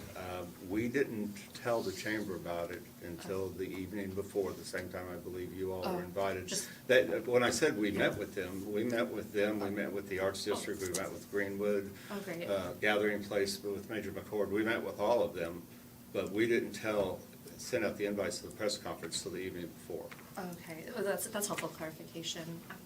Yeah, Counselor, well, actually, I have a line going, but, let me add. On the hold list. on. Yep, sorry. I No, caught sorry, you I right instinctively calling was out like, someone. there's a, just as a, You can let someone go before me. okay, and then just as a I'll quick come follow-up back. question, so does it include the Quick Trip at 15th in Denver? Okay, I'm getting it. What about I'm sorry, what's your question about that? Just if it's included in the map. Oh, like, yes, in ma'am. the service Okay. area. Just double checking, okay, I'm seeing The nods. map picks up the Gathering Place outside of the Ideal, it picks up Cherry Street, Okay. it picks up the growing restaurants and bar district down by 18th and Boston. Okay, yeah, and And it goes all the way definitely- out to the Low Barrier Shelter Okay. in Southwest. And I Florida. have had over by the hospital area, kind of Forest Orchard, ask if they are included or not. That's like 11th and Utica area. I think the cutoff line is Peoria, but it does cut in, Okay. kind of in the Pearl There's a District. little for cutoff that one, avoids the yes. hospital, and they would love to be included, I think. So, yeah, can I clarify that real Yes. fast? So, part of looking at service response and just kind of how things evolved over decades, we ran the numbers, and the current Riverside Division is servicing like 80% of hospital calls, which was crazy. I was actually shocked that that's how You many. mean Hillcrest or OSU? Sorry. I'm sorry? Oh, Hillcrest. Hillcrest Hospital, not OSU. Which hospital? No, he's talking about the whole division. Citywide hospital Oh. response, it was Oh. crazy that Riverside was handling 80% of that. Right. And so part of Makes looking at that, because hospitals do take A lot. significant call volumes, was making sure that, because the new division's already gonna be handling OSU and the new veterans, was making sure that the priority and focus of that division still stayed Yeah. centered towards this new model. And so originally, and I think to Counselor Dr. Wright's, originally it was cut into Peoria to keep Hillcrest into Gilcrease. However, in talking with some folks, and probably also to your point about the neighborhood, the most recent revision pulled it back to St. Louis. Great, okay. So that one, the neighborhood itself would have a neighborhood response aspect to it, but two, because those shops on 11th interact so much with the rest of what the new division would be, that's where that piece would be. Okay, oh, great, that's good to hear, yeah, I know, so it sounds like the map is still in flux a little bit, or is it, okay. Most of it's done, that was just a very Okay. recent, yeah. Okay, that makes sense. No, I had constituents wanting to double check Yeah. about that. Okay, and then just as a last quick question for me, and then I have Gilbert if she wants to go Sure, next or not. I'll go. But just as a quick, you mentioned it being budget neutral, but if we're setting up a new division, I'm just assuming there's things like, I don't even know, like Well, materials it's that are gonna be in our needed. building, and we're obviously in our building for at least another 12 months, maybe longer. So we're not having to Not- rent space to have it in the police courts building right now. We're putting it where the Family Safety Center was located. But what about just for materials, like are there, I don't know, like radio, I don't really know. I'm not an CAD, expert. computers. I'm sorry, would you, one more time? I Are didn't there follow for your each, question. does each division have its, because I'm imagining there's certain things that each division Well, has some because of it's an it will be independent brought with division. it. The furniture, when the Family Safety Center moved out, they left all the furniture because the Muskogee Creek Nation fully furnished the new Family Safety Center. And we'll be utilizing a lot of the desks and the chairs and everything that's already there. We actually have probably more than we need to man that. And then the other part of it is there will be a CADS rewrite, and we're gonna absorb that cost within our budget. So we don't foresee any significant, well, we don't foresee asking the council for any additional funds to launch this division. Okay, is that just for this fiscal year, or you're thinking for the next? Probably, we don't see anything down the next, because we've been working with our private-public partners, and we have several business owners that have said they would love to host us in their first floor. And we would be more than welcome. Well, over the next 12 to 18 months, we'll look at where the best place is it. And plus, Mark Hogan is committed to helping us find, if we can't find a public partnership handshake, then he's committed to helping us find a vacant city facility we can move into. But at this time, the cost of actually launching a division is fairly minimal. And all the resources, the people, the hierarchy. Major Honorsword is in the room because he will be the major of the downtown. And he has been working closely with not just the businesses, but the nonprofits, the homeless shelter, all of that, and very crucial. He's gonna bring all that already established contacts with him. And Who's taking over we just see it as a Gilcrease? win-win-win. But go ahead. Oh, who's taking over Gilcrease? It'll be Major Fippen. Okay. We're not adding any majors, we're not adding any captains, we're not adding any officers. Like I said, 272,000 calls last year. We covered every one of them with the number of officers we have. We're simply repositioning so we can respond quicker instead of driving from one of the outside divisions to here. Yeah, no, I appreciate the efficiencies. Uh-huh. Counselor Counselor, Gilbert? yeah. Okay, so I think what Counselor Bellis was getting at was the setup of the radio system, the console, the CAD system. So with the new division, you don't need a new setup. No, we'll have to have some CADs rewrite. Right. But right now, that is $13,000. We'll absorb that in our budget. And we're looking you're- at buying them a training console to do it too. Then I have multiple sources I can fund that out of, some of them grant sources. Okay, so we'll be paying attention to that. Okay. Also, does that mean that with this new division, are you gonna have to add more 911 dispatchers specifically for this new division? It'll be a reconfiguration of the people that are in that division. We're not gonna hire any more additional dispatchers, if that's the question. Yeah, We do that's. not foresee that, no.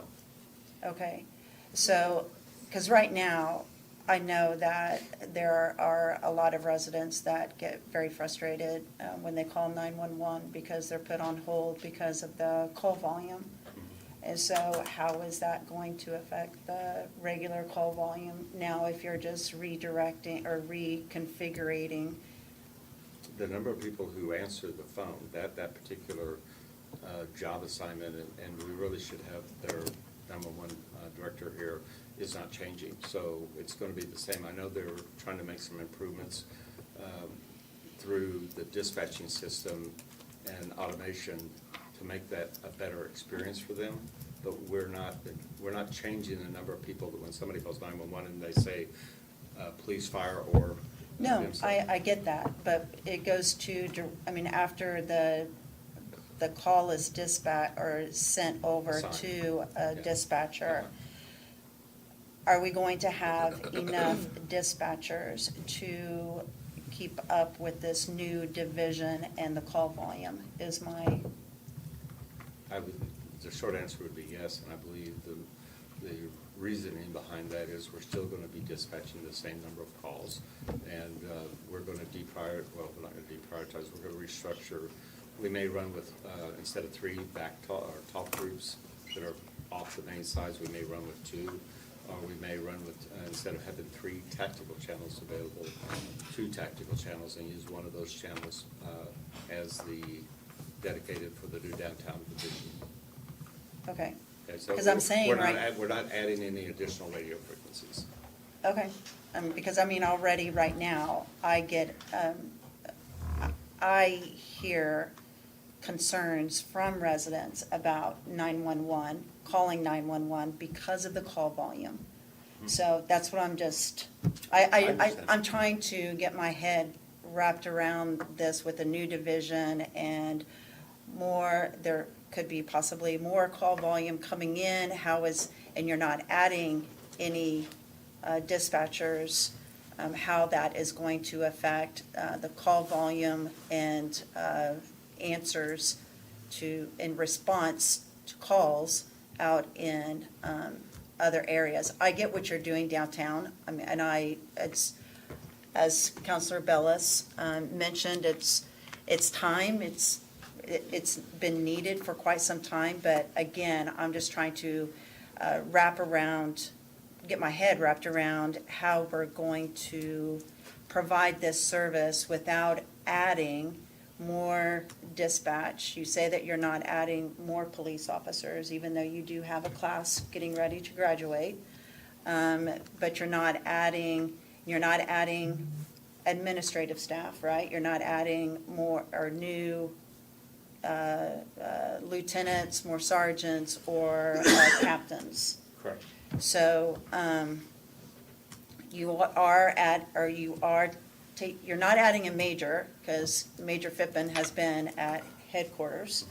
So, but is Major Onosorge, when he takes over this new division, is he going to have a captain? Is he going to have lieutenants? Is he going to have sergeants? And how many patrol officers? Maybe just at a little bit higher level than down in the weeds.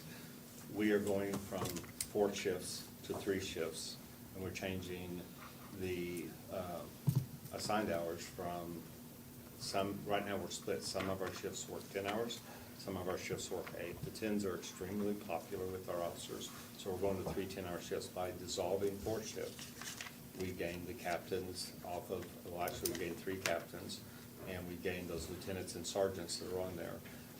2 of those captains will be working directly for Major Onosorge. The third one is in play right now, but in constant talking with city legal about areas we need to have better supervision in to keep us in compliance with ORAs, et cetera. We have pulled our police presence there, putting some back. So there are positions for those extra supervisors that myself and the 3 bureau chiefs will work out in the next couple of months. But as far as downtown, by dissolving 4 shift, it frees up 3 captains. Mark, am I correct in saying 9 lieutenants? More than that. Okay, more than that. I can get into the Yeah. numbers. Sufficient number to staff downtown with all using the same number of lieutenants we have right now, the same number of captains, and the same number of majors. Okay. I mean, and I get that this is needed. Yes. But it's going to be a smaller division than, let's say, Riverside, Mingo Valley. It's not gonna have the same staffing numbers. Riverside, Mingo Valley, and Gilcrease have a little over 100. This division's only gonna have officer-wise probably around 40 to 45. Yeah, and then you've got to add your sergeants, lieutenants, captains, and so total capacity somewhere between 65 each. Is this going to be categorized as a specialty unit? No, it is bid board, meaning the officers will have a chance to bid to work downtown, and really we want that. We want somebody who knows they're coming into an area that's a lot of entertainment. We have more visitors in downtown than we have anywhere else in Tulsa. This is, if you talk to the head of Williams, he talks about wanting to bring more professional staff into Tulsa, Oklahoma. We want to have our best foot forward there. We're going to have bike patrols that the foundation has given us, 10 electric bikes. We're starting a part-time mounted unit. We're going to have some foot presence. We're changing the look of the police department with this new division downtown. Right, and I get it, but we still have residents out in the city that are wanting just as much response as what's happening, as visitors coming into our city of Tulsa. Don't get me wrong, I appreciate the visitors coming to Tulsa and that you are doing what we need to do to keep them safe, but we also have residents out there that need that safety feeling just as much as the visitors. I agree, and those units I named off are not exclusively going to be used in downtown Tulsa. The mounted unit is going to be great for Turkey Mountain when we have an event like we've had in the past. Bike patrol? No, both bike and mounted. Okay, well, that's something else that we don't even know about. Well, no, mounted is just, it's not even in creation yet. We're just going through the training. It doesn't launch till later this year. And it's not a full-time unit. It is a hybrid, part-mounted, like several other. But that's another unit that we don't know about. We haven't had that discussion yet, which could be another, as we've discussed this before, my worry is the impact on the budget with this. And so you just brought something else to the table with the mounted patrol, bringing mounted patrol. So I assume that that's going to be categorized as a specialty unit. And so what's going to be the impact on your budget with that? So I'm going to be, maybe come back, but I know that you have a list of other counselors, so I'm going to give others the opportunity. Yeah, and I do just want to clarify, since I know we keep saying downtown, but when you look at the map, it is a lot of surrounding neighborhoods, just for the public record. All right, I have Counselor Lakin, and then Hall Harper, then Dudden, then Bengal, and then maybe Gilbert again. What about But me? Oh, let me make sure you're on. Who did She you was, raise she your was hand before I was me. before Oh, you Phil. were? Oh my gosh, I'm so sorry, go before, that was really big of you. All right, Counselor Dr. Wright. Thank you. I then want Lincoln. to stay on this fiscal impact line of questioning. So I just jotted down 100 at each of the current divisions and then 50 in the downtown division, switching from 4s to 3x10s. So, you know, we know that we're down in our staffing pattern. What are we talking about for overtime impacts with this restructure? Have we done any analysis? Because you all know, like, that's a huge conversation, is the overtime expense at the end of the year. We have to pay it, but we have to also budget for it properly. So have you done analysis in the reorg? So a lot of our overtime is not regarding anything that is like late calls or anything. It is contractually, somebody takes off, okay, then we have to do a hire back and fill it. We want to do task forces, okay, we bring people in, we run task forces, but when we do that, it creates the vacancies out in the field that hire backs have to occur again. And so it's not that, and in fact, actually, this is an opportunity to try to reduce some overtime in regards to moving some people to a certain area and have an entire chain of command focused on, hey, what are the problems? How can we evaluate this better? What can we send to this? And so it's really done an opportunity to try to reduce overtime. but- Okay, so you don't anticipate a scaling up of what overtime has been? You're basically taking your 8, 10, and reallocating them across 4 divisions instead of 3. I understand like going 3x10 versus 4x8 kind of does a shift, but there's no big fiscal impact on the overtime that you're anticipating with the reorg? No, of how not people a are thought. scheduled? Right. Okay. And then it's, I think maybe to your question, and then it's, yeah, just a reallocation of looking at, okay, where does overtime occur, percentage out, okay, then that's the org object for that division. Okay.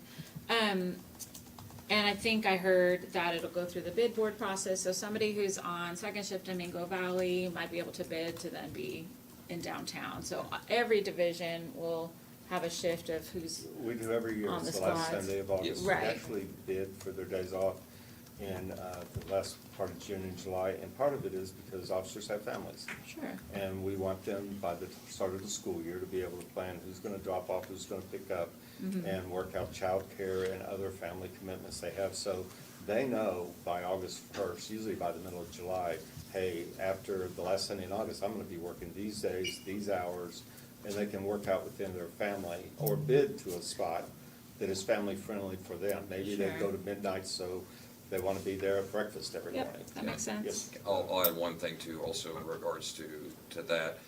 Also looking at a staggered timing piece too. And so, one, from a public safety standpoint of keeping everybody here and then letting everybody go, trying to roll people off at different times. That's what we're moving to, but it also then provides options for officers. And so, hey, I'd like to get home later so that I can stay at home with kids a little bit later, or go to work earlier, get home. So this also, in thinking about workforce and talking about staffing and everything, it will provide more options similar to some other agencies are trying to provide for work-life balance. Okay. And then I just wanna reflect back what I heard, we'll be in the police courts building, in the former Family Safety Center. You're going to use $13,000 absorbed with already in your budget to get the CAD and the technology you need. The office furniture will already be there. In 12 to 18 months, we have to have a new conversation about space. Sounds like you have a private partner that might be hosting you or something. I do, again, want to say, I feel frustrated sometimes, and I run a business in downtown, and I will say that we were stuck in the wormhole of being at the border of Riverside and Gilcrease Division, trying to get some help in an alleyway, like 2 weeks ago. To the point where it was like, oh, we were talking to people thinking, we were talking to Captain Seibert, thinking that you were in the downtown division, but you're actually in Riverside, so we got no response. So I ended up just like calling 911, which is what I was trying not to do in this situation, because it wasn't really a 911 needed call, but going through non-emergency and stuff, we just got stuck in this, and we're at 16th and South Boulder. So when this was announced and I saw that Sobo was in there, I was like, well, that takes care of that issue, which also includes 15th and Denver. Now, as the counselor for District 7, we have millions of visitors that go to our businesses in District 7, and I feel frustrated sometimes when the conversation about business leaders is very focused on downtown to the detriment of businesses all across the city. District 5 has a lot of manufacturing and big employers. District 7, District 6 is starting to get that. So the needs are across the city.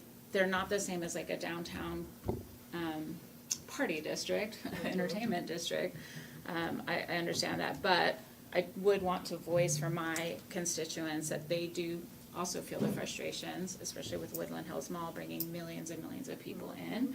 I think we're doing a good job on the retail crime unit strategy and making sure that people are being more aware about securing their firearms, because we know that my district was over contributing to that problem. But I do want to say, when we hear about we don't have enough police staff to do traffic enforcement or some of the other things that in our communities we've been asking for, and then we get this downtown focus, there is a push-pull on us, especially when we get the calls about we want all this information and we don't have it to share. And I don't ever want to have to say like, well, just watch the press conference, because I'm learning as you are. So I appreciate that you're owning that, like, the timing of that was not great, and that the sooner we can be informed, even with the talking points, the better we can respond and not contribute to more confusion.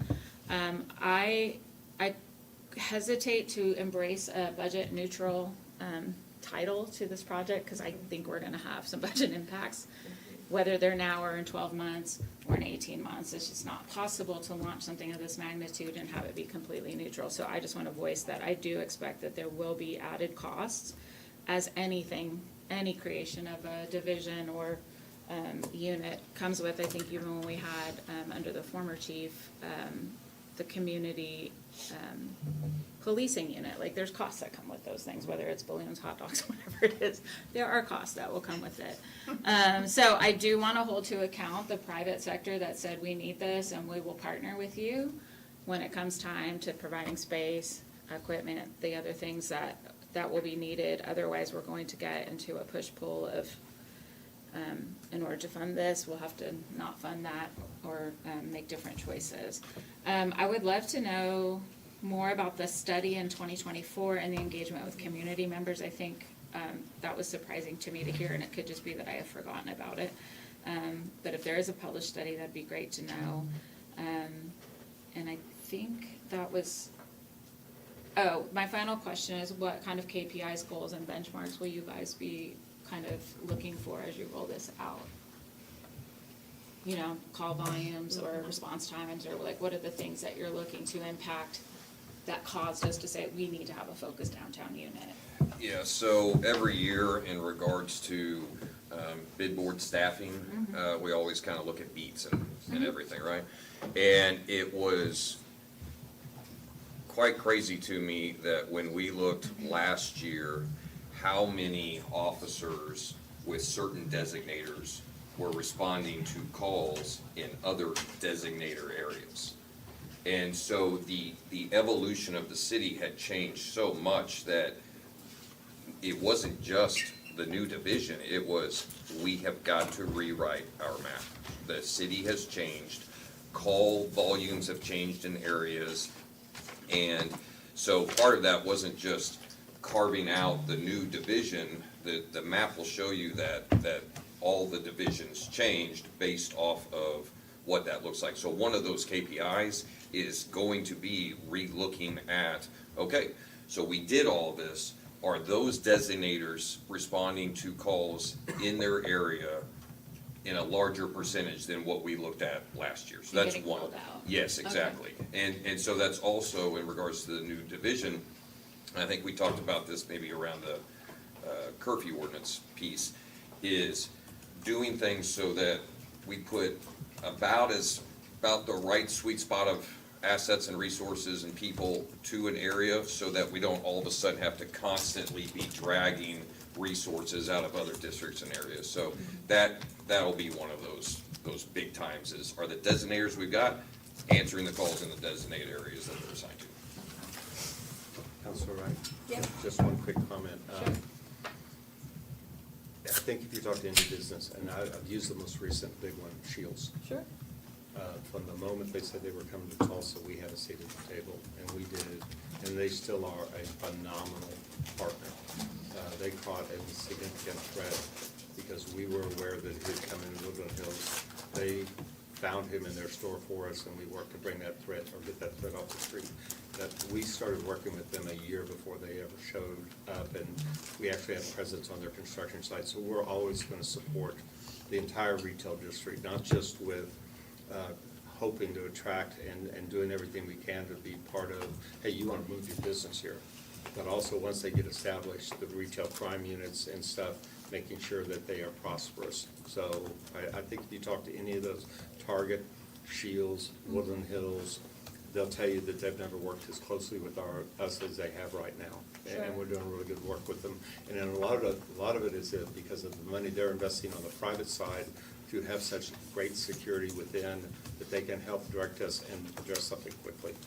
Absolutely, and I think you touched on, like, they're providing their own security, and sometimes I am frustrated by the kind of demands that we see from downtown businesses, as if, publicly funded police are the security. So it's a balance, but again, I represent a part of town that generates a large portion of the sales taxes that fund all of this, and it can start to feel a little bit like Hunger Games of, like, if they get this resource, we're gonna have less. But if it sounds like part of the strategy is to be closer to where the calls are coming from, that also will impact out in Mingo Valley Division, that they don't have to get pulled off to go clear down to 11th in Peoria. They can be at 15th and, Memorial and ready to respond.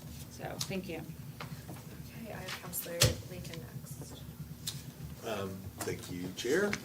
So I don't have an order for any of this. It's just going to come out in different ways. So I'll just, I'm grateful that you all are doing this. It seems like something that's needed. It seems like you have a lot of support around the table. I don't want to say 100% support or anything as we continue to ask questions. We're learning more. I was envious at the chamber. I have to put it on the table that, hey, they're there, and I really wanted to be there because I like supporting what you guys are doing. Thank you, sir. And I think that's maybe the sentiment that's coming from others as well, is that, hey, we like knowing and we like supporting. So I would just encourage you all, just as I get encouragement from other people when I don't do a perfect job communicating, especially my wife. Just improve. We can always continue to improve the communications. Yeah. And so, one thought is that we have IMSA come to this table once every quarter to just provide updates on various things that IMSA is doing. I would say for you and for TFD, maybe we need to do that Love to. quarterly or semi-annually, just so that we have an opportunity to really hear what kinds of things you're thinking about and then speak into those things as Yep. well. As you're getting a lot of good feedback and questions, like I was listening to Counselor Gilbert thinking, okay, so we have there's probably the same number of calls that will come into 911 to the same number of individuals, but how does that get dispatched differently? So, Right. just listening to your answers helps me. It's Yeah. just better communication. I ate dinner after the gymnastics thing at McNally's, and we ate outside, and I just watched the intense amount of people coming from not just that event, but also simultaneously the soccer match, and watched the number of interactions police officers had with individuals during that time, and how many times I saw officers circulating. So I can very much understand the need for you to be present here, close to a divisional headquarters. Whereas you would have to send those people either up to Gilcrease or to one of the other two divisions. So I get it, I like it, I wish that it could have been conveyed differently, but maybe if we make a change going forward, then we have more opportunities to know what you're doing and to provide input, We will- whether you want it or not. No, we'll Yeah. endeavor to make those corrections and do better in the future. Yeah. And I would like to thank the entire council. You all have been extremely supportive and extremely reactive. Last year, let's go back exactly 12 months. 20 people wounded in multiple shootings, 3 people dead in a period of 2 weeks at the end of May, 1st of June. Yep. Councilor Gilbert spearheaded the curfew violation, and you all attached an emergency clause to it. We changed how we patrol downtown, and there was not one more shooting downtown after that ordinance went into effect, and how we changed our policing posture down here and addressed those. And we made downtown better. And some of that, what we did last summer, is what we were looking at to try to say, we need to do this. Unfortunately, it's somewhat seasonal. We were really hoping to launch and start increasing our presence downtown in May, but we had a spring break that the average temperature during the day was well above 80. And if anybody was downtown, or especially the gathering place, over last week at spring break, they were lined up with the parking lots full, parking in all the neighborhoods. It is so popular. And then our entertainment district downtown, it wasn't just Thursday, Friday, Saturday, it was almost every night during spring break. But you predict Oklahoma weather, and it would help me budget for it, I'd be grateful for that. But unfortunately, it started early this year, and so now we're already in the summer mode, and we're just at the end of March. Yeah. Well, downtown's a very different place. I should just say generally the downtown area within 2 or 3 miles of downtown. So I'm grateful for that, and I think we just have to change the ways that we respond and interact with the numbers of people that we have now. So I appreciate you being here to answer the questions, and hopefully we can make some adjustments going forward too. Thank you. All right, I have Counselor Dutton and then Bengal. Or did you have a? Well, and I have you last. But if you had a follow-up one, that was germane to that. I'll follow up later, Okay. but Okay, Counselor Dutton and then Bengal and Gilbert. Okay. And then lunch is here, just so everyone knows. Yeah, so try to be as brief as I can. No, you're okay. What are the top 5 calls related to downtown? Do we have that information? Broke out by category? That would, yeah. I mean, is it alcohol related? Is it trespassing? Is it, I know we've provided that in the past, I don't have that committed to memory right now. okay, I'd like that information if that can be provided going forward. Also, with the chamber and the way this was announced, I echo the sentiment of my colleagues.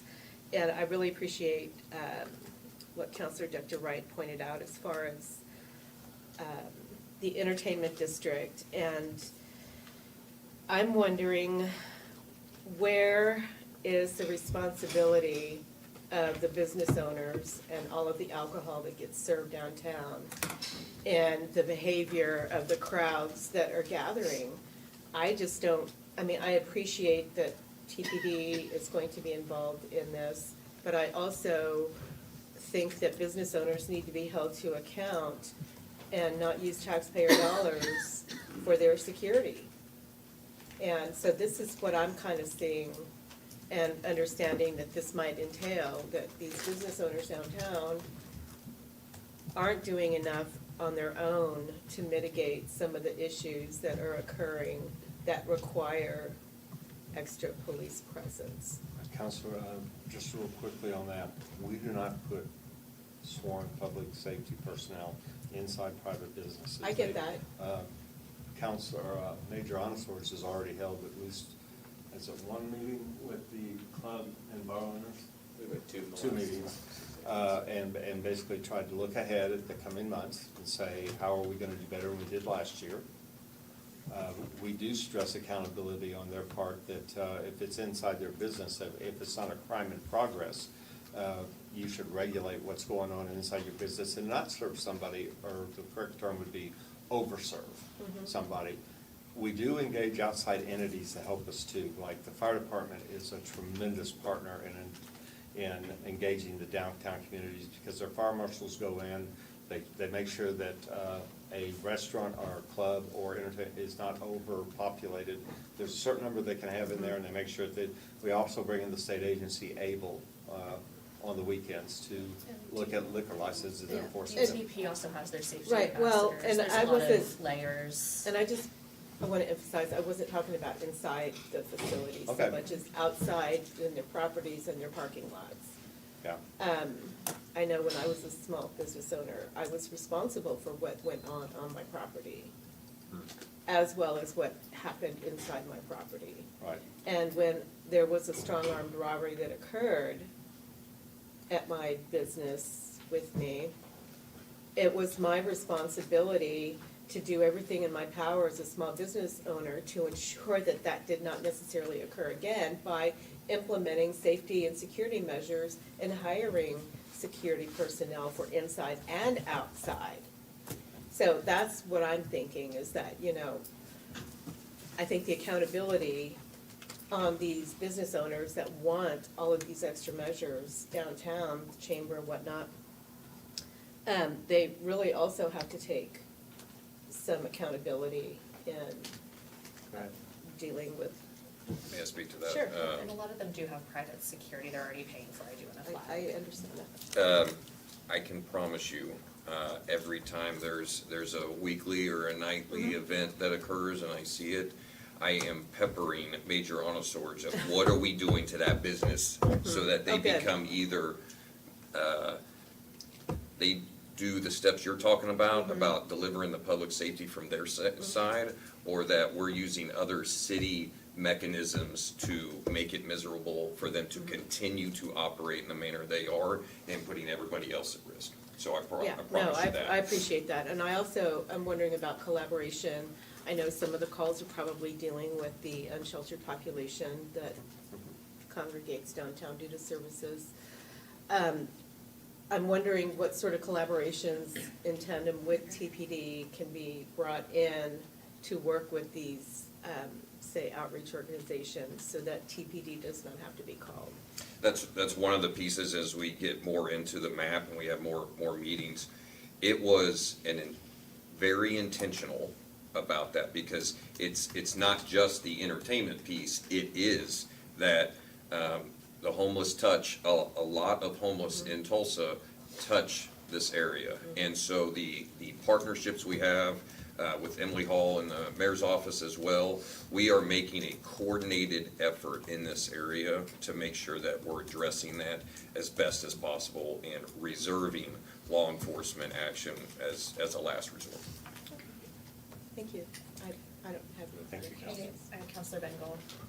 I think you've been tenderized enough over this, so I'm not gonna reiterate. I've never heard of- Otherwise, your I've head never will heard look of- like. Really supportive. Otherwise, your head will look like mine. It's getting there. Yeah, so my questions are a little more simplistic. So I heard you kind of imply that you were gonna kind of cannibalize some of the top groups. Only one. From No, each some of the divisions? No, top groups like tacticals are shared. Right. Yeah, we're gonna do, we can't, none of us can remember when we needed the 3 tacticals all at the same time. Oh, so you have 3 tactical We have talk 3 groups tacticals, we have for 3 each talk- division? We have, okay, there's 2 different things. Talk around channels, which is Right. if I wanna, if Karen and I are both working Adam 201 and 202, and I wanna say, go to the backside.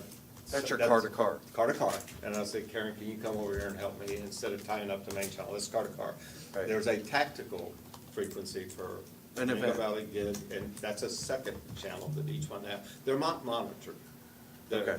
They're there, and if we have a large, Incident. tactical situation like the St. Francis shooting, Right. dispatch will announce, move everybody to TAC 1, and everybody goes to TAC 1, and they put a dispatcher over there to coordinate just that event that was unforeseen, or, you know, a SWAT call, et cetera, I mean, all those things. But we have 3 of those, and we have 3 talk-arounds. So we're looking at. And then you still have RMA, right? And we still have, oh, yes, getting RMA channels, there's I think gaggle would be a good word for how many RMAs there are. So. Oh, really? Yeah. Okay. We have quite a few. Okay. And we can talk to all of our sister agencies, Broken Arrow, Jinx, Sapulpa, OHP, et cetera, over on RMA. And still 800 megahertz, right? Yes. How many channels is it still 24 channels? Do you I'm know? not sure. I think so. Okay. Just letting this professionalism I know. jump out. No, I'm sorry, I'm just I asking don't even know what a legitimate, because megahertz is. when she's I will talking email you about. the He answer just to that wants his question. When you're MTV. No, so I'm legitimately asking questions, when you said it's not necessarily I going will, to be I'll find out in email or text you that this afternoon, Chris. I just neutral, budget neutral, right? Yeah. I'm assuming we're still using Motorola radios, Yes, sir. so you're gonna have to do some, are you gonna have to do any reprogramming of radios? Yeah, we'll have to touch them. Okay, so that means you're going to have to create some sort of main channel for dispatch on A side, right? That's And part of that's the- where you're that's the using that CADs. TAC channel. That's the CADs. Right, okay. That's the 13,000 that's gonna be absorbed. Yeah, and it's not, I'm looking at also providing Supposedly. CAD has a training block for that. So, and again, it will be absorbed out of mine, because we're gonna need dispatchers to be able to train on it. Go ahead. So when she's talking about budgets, there's a little bit of cost here. So you're gonna have to go out to the radio shop, these folks are gonna have to go out to the radio shop, have their radios reprogrammed, so that's a cost of that staff, right? Well, how we generally do that is we gather the radios in, and their equipment officer takes them up, they touch them, and we take them Right. back and hand them back to the officer. Right. They're being paid whether they do that or not. I The mean, radio services, no, I'm talking, well, the radio services work for us. Not work for us, work for the city of Tulsa. Yeah, there's when we bring them and say, well, like when we encrypted, they had to touch every radio that we had and enter that encryption. So is there a cost there that you're paying for that technician's hourly rate? right? Yeah, but he's working Monday through Friday, 8 to 5. We don't request him to work overtime. So it's like, city legal has a whole full of lawyers. That's a Well, fixed- when we take a fixed question cost. of them, if we take, like, the Kirky ordinance, and we say, you know, Mr. Blair, can you run through this and look at it and go, is this how the wording should be? There is certainly a cost to his time that we're paying him to be the head of city legal, but it's what he does. And the same thing for radio shop. It's what they do every day. Yeah, so kind of going back to what Counselor Dr. Yeah. Wright said, I think we're gonna wanna see what this is literally gonna cost, even if it's outside resources, right? Right. To see what that legitimately looks like, because even to Counselor Gilbert's point, it's going to feel different, and as Major Wilmershauser indicated, the city has shifted, and as we move to the Public Safety Center, that's gonna change some Shift again. policing dynamics in East Tulsa. So I feel like that's gonna be closer, Mingo Valley will be closer to the retail corridor. So I feel like I feel comfortable and like how that's going to look as people, as officers now drive through that area instead of into. And so that may create a dynamic shift to your constituents' perspective. I just wanna make sure that we're not forward-thinking in, when you're saying we haven't created it's been 38 years since we created another division, that we're not thinking for that beyond this, where would these folks land outside the municipal courts and police building after we move? Where would they land? And how far along are you in that process? Probably early stages, because we know we have a home formed for the next 12 to 18 months. Okay. But we've already opened a discussion with Mark Hogan, because he controls city asset and venues that we own. But we've also, we were approached by, I don't want to say the business building owner's name, over a year ago about saying, if you will have a greater public safety presence downtown, I'll give you the space. So, we'll continue having those talks, and I am going to do my best for this to be completely budget neutral. In other words, I've got some grant funding I can look at for those small expenses, and compared to our overall budget, 13,000 is a small expense. It's not chump change, but at the same time, I'm not gonna come to the city council and ask you to transfer funds. This is a bold step, and we realize that. And then we did go back and look historically at other bold steps. When I came on, one division downtown, and that's sort of the first day I put on a badge I reported to. When we moved to the east side, I had 3 different stations in the first year, because we were moving them from one storefront to another storefront to another storefront. And I could probably say the name of the location and the department store there, and you and I would be the only ones who recognize the name. But Because you're so much older than everybody else. Ouch. Jeez. And you want funding? no, I don't want that. Because I'm actually older than It's his he is. district. He is older than me. Man. But it is a bold move. We do know that there are going to be unknowns that pop up, and we're committed to making it a budget neutral, but we're also working closely with the FOP, and I could have Chief Warmhauser speak at great length to this, but I don't want to prolong this meeting. It's malleable. If we get 6 months into it, it's just not working on platoons, which is what a system of scheduling we're going to. We can say, well, man, we're going to change RID back to the standard format we were. It's adaptable to the point that we realize there's going to be a bump or a speed bump, and somebody's going to come in at the last minute and go, did you think about this? And we're going to go, no, but I also have some of the brightest educated, most educated command staff in the state. Every one of them has a college degree, and some of them have masters. And we challenged them to do something we've never done before or for 38 years ago. And they came up with a plan. We advised the commissioner we were working on it. We showed it to her. She talked to the mayor. We came back and said, go, no go. And she said, the mayor's office said, we're good. So I do expect there to be some more bumps. Yeah. And we will work through those bumps. And I think, like Phil said, we support you, and I've never felt obviously like you we all want to did make not. sure that we're transparent to the public, because Right. the way we found out about it, or the way I found about it, I was like, what the hell were they talking about? Creating a new division. Yeah. Right. I'm like, how did this come about? Yeah. So. We will do better with that. I know you will, Promise you. and that's why I said, as long as we're transparent about it and people understand how we're shifting resources and how those shifts are going to benefit us overall as a community, I think people will be more supportive of it. So thank you for coming here and taking the grilling.